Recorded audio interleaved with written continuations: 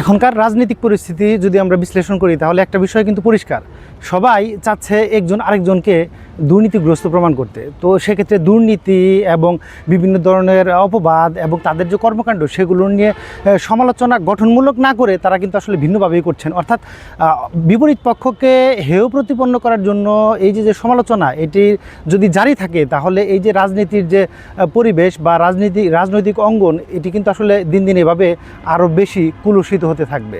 সেক্ষেত্রে রাজনৈতিক নেতাদের বক্তব্যের মধ্যেও শিষ্টাচার যেমন থাকা উচিত, ঠিক তাদের যে আচার আচরণ তারা প্রতিটি কাজ যেন বুঝে শুনে জেনে বুঝে করে, তাহলে কিন্তু এই যে সাধারণ জনগণ তাদের কোনো আপত্তি থাকবে না এবং তাদের মধ্যেও এই যে ভাইরাস অর্থাৎ দোষারোপের সংস্কৃতি, এই দোষারোপের সংস্কৃতি থেকে বেরিয়ে আসতে পারবে মানুষ এবং সাধারণ মানুষের মধ্যেও এই বিষয়টা ঢুকে যাবে না।